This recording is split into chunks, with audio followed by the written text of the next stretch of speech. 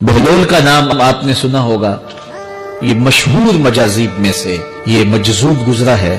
تو یہ دریائے دجلہ کے کنارے گھومتا تھا اور لوگ اس سے ملتے تو جو اس کی زبان سے نکلتا وہ پورا ہو جاتا۔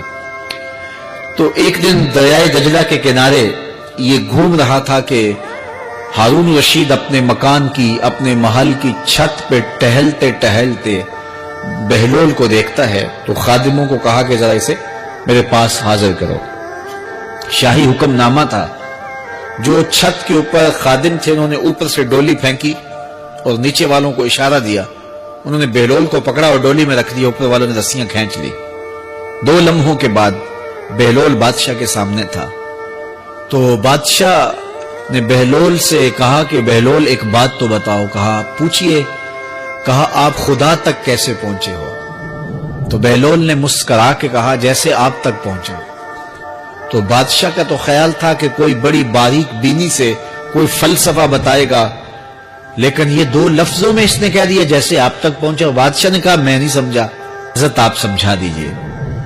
تو بہلول نے کہا کہ حضرت میں خود آنا چاہتا تو دیوان خانے میں جاتا، درخواست لکھ کے لے جاتا، پھر جمع ہوتی، پھر کئی واسطوں سے ہوتے ہوئے آپ تک پہنچتی، آپ پھر مجھے وقت دیتے ملاقات کا 6 ماہ بعد، سال بعد۔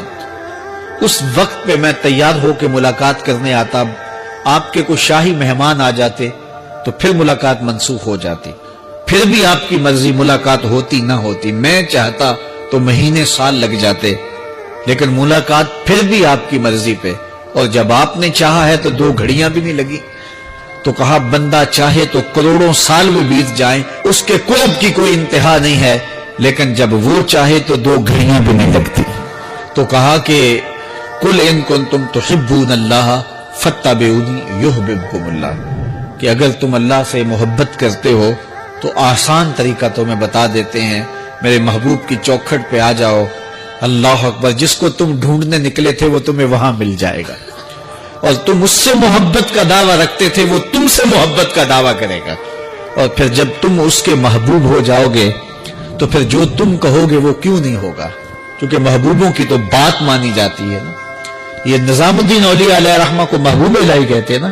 ان کا واقعہ بھی علماء نے یہ لکھا ہے، صوفیاء نے، کہ ان کے شیخ حضرت بابا فرید الدین گنج شکر رحمۃ اللہ تعالی علیہ ایک دن موج میں آ گئے اور کہا کہ نظام الدین محب بنو گے یا محبوب بنو گے؟ تو یہ بڑی خدمت کرتے تھے اپنی شیخ کی، تو کہا کہ محب بنو گے یا محبوب؟ تو کہا حضرت اگر اجازت ہو تو اپنی ماں کو نہ پوچھاؤں۔ اللہ اکبر، ان لوگوں کی مائیں بھی تو صاحب حال ہوا کرتی تھی۔ تو کہا کہ اگر اجازت ہو تو اپنی ماں کو نہ پوچھاؤں کہ محب بننا ہے یا محبوب بننا ہے؟ کہا جاؤ تمہیں اجازت ہے۔ تو گھر کی طرف روانہ ہوئے، 1 دن کا سفر کیا۔ راستے میں ایک فقیر تھا مجذوب، جو راستے میں بیٹھا تھا، حالت اس کی عجیب سی تھی۔ تو یہ سلام کر کے گزرنے لگے تو وہ مسکرا کے بولا محب بنو گے یا محبوب؟ تو حیرت زدہ ہو گئے کہ اسی کیسے پتا چل گیا، یہ تو میرے شیخ کا اور میرا راز ہے۔ تو رک گئے، کہا کہ حضرت اگر آپ بتا دیں تو بہت اچھا ہو۔ کہا نہیں ماں سے پوچھو، جو وہ بتائے گی وہی بن جانا، اور اگر ماں نے نہ بتایا تو کل آ جانا، اسی وقت یہاں ملاقات ہوگی، پھر میں بتا دوں گا۔ خیر چلے، رات کو پہنچے، والدہ کی خدمت میں سلام پیش کیا، پاؤں دبائے اور کہا کہ شیخ موج میں آ گئے اور کہا محب بنو گے محبوب بنو گے؟ تو میں نے کہا ماں سے پوچھ لوں۔ تو میں اماں جی آپ سے پوچھنے آیا ہوں، راستے میں یہ واقعہ بھی ہوا۔ تو ماں نے کہا کہ بیٹے تم صبح ناشتہ کر کے پلٹ جانا، اور وہ جو راستے میں تیرے دل کی بات بوجھ گیا وہ کوئی صاحب حال تھا، وہ تمہیں صحیح بتا سکے گا کہ محب بننا کہ محبوب بننا۔ خیر یہ صبح ناشتہ کر کے ماں کے پاؤں پکڑے، اجازت طلب کی اور واپس نکلے، اور وہاں جا کے دیکھا تو کوئی فقیر نہیں ہے۔ بڑے حیرت زدہ ہوئے، دائیں بائیں سے پوچھا کہ یہاں کل ایک بابا بیٹھا تھا۔ کہا وہ تو کل کے فوت ہو گیا۔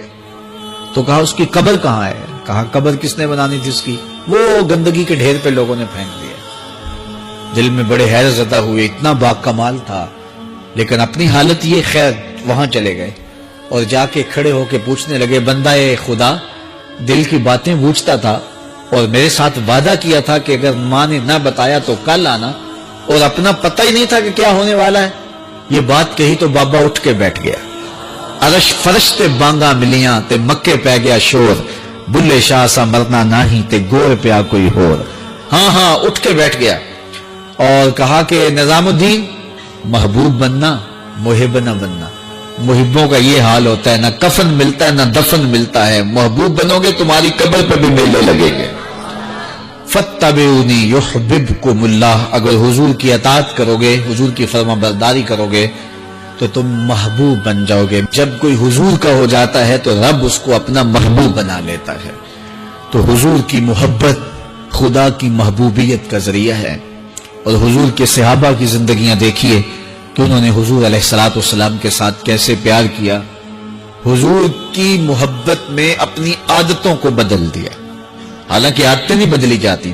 طباع کا اختلاف یہ فطری بات ہے، ایک کو ایک چیز پسند ہوتی ہے، دوسرے کو وہ چیز پسند نہیں ہوتی ہے۔ بعض اوقات ماں کو مسئلہ ہوتا ہے کہ یہ چیز اگر میں تیار کرتی ہوں تو میرا دوسرا بیٹا نہیں کھاتا، تو اس کے لیے بعد سے الگ سے کوئی چیز تیار کرنی پڑتی ہے کہ اس کی ڈیمانڈ یہ ہے اور میرے اس بیٹے کی ڈیمانڈ یہ ہے۔ لیکن صحابہ کی زندگیاں دیکھیے، انہوں نے اپنی طبیعتیں بھی حضور کی طبیعت کے سانچے میں ڈھال دی۔ حضرت انس بن مالک کو کسی نے دیکھا کہ وہ شوربے سے کدو کے ٹکڑے نکال کے کھا رہے ہیں، تو کہا یہ کیا کر رہے ہو؟ کہا میں نے ایک دن حضور کو یوں کرتے ہوئے دیکھا تھا۔ تو طباع کا اختلاف یہ ایک فطری اختلاف ہوتا ہے، لیکن صحابہ نے اس کو بھی چھوڑا اور حضور کی محبت کے سانچے میں ڈال دیا۔ پھر اس چیز کا انتظار نہیں کیا کہ حضور کا فرمان کیا ہے، حضور کی چاہت پہ اپنے مزاج کو بدلا۔ اللہ اکبر۔ حضور علیہ السلام مدینہ المنورہ کی گلی سے گزر رہے تھے، ایک گنبد نما مکان بن رہا تھا، اور ایسے مکان حضور کو پسند نہیں تھے۔ تو آقا کریم علیہ السلام نے پوچھا یہ مکان کس کا ہے؟ کہا فلاں انصاری کا ہے۔ حضور گزر گئے، چہرے پہ تھوڑے سے ناگواری آثار حویدہ ہوئے۔ کسی نے اس صحابی کو بتا دیا کہ حضور گزرے تھے، تیرے مکان کو دیکھا، شاید پسند نہیں آیا۔ 2-4 دن کے بعد حضور دوبارہ گزرے، دیکھا کہ وہاں ملبے کا ڈھیر پڑا ہوا تھا۔ فرمایا اس صحابی کو بلایا گیا، کہا میں پرسوں ترسوں گزرا تھا، تیرا مکان دیکھا تھا، یہ کیا ہوا؟ عرض کی میں نے گرا دیا۔ فرمایا کیوں؟ عرض کی سنا تھا آپ کو پسند نہیں، سنا تھا آپ کو پسند نہیں۔ میں اور آپ دیکھیں ہمارا کیا کیا حضور کو پسند ہے، سر سے لے کر پاؤں تک، نجی زندگی سے لے کے سیاسی زندگی تک، اپنے امور ذات سے لے کر کے اپنی معاشرتی زندگی تک، ہمارا کیا کیا حضور کو پسند نہیں، اور ہر وہ چیز بدل دیں جو حضور کو پسند نہیں۔ اس ویڈیو کو شیئر ضرور کریں، ہو سکتا ہے آپ کے ایک شیئر سے یہ بات کسی کے دل میں اتر جائے۔